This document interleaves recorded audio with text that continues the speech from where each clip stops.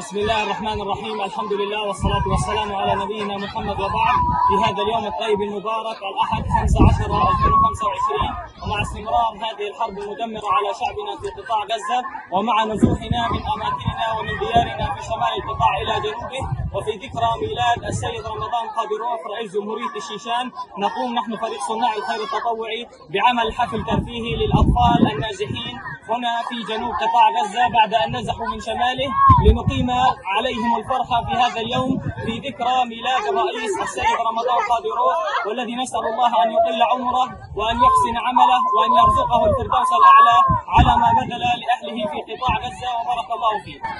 هنلعب لعبة اسمها صرخة الكورة. اسم اللعبة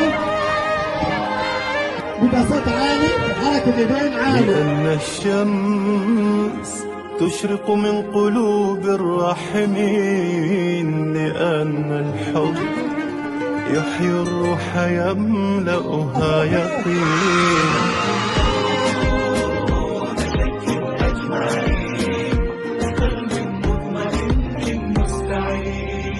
سنوقد في الليالي نور معرفة وننسج من خيوط الفجر إيمانا، سنتقن كل خير نعتلي شرفا، يحب الله سعيا كان إتقانا. فما بين السعادة إن الأخلاق سوى عون وعد كيفما كان.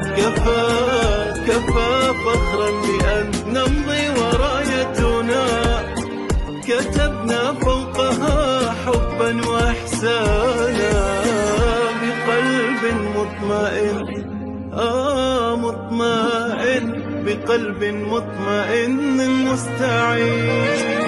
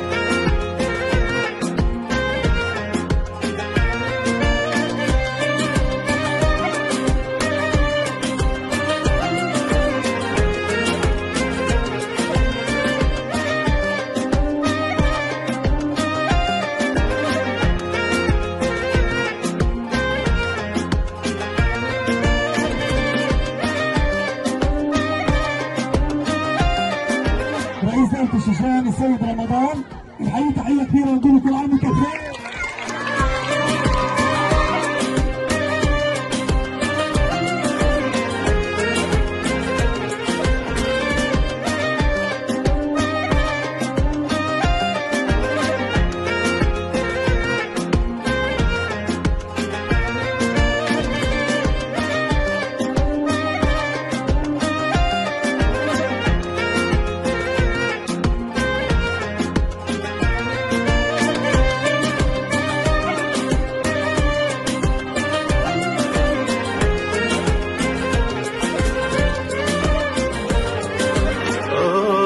العمر يمضي سريعا، إنما نقشت ذكراه في قلب من أبقى له أثرا.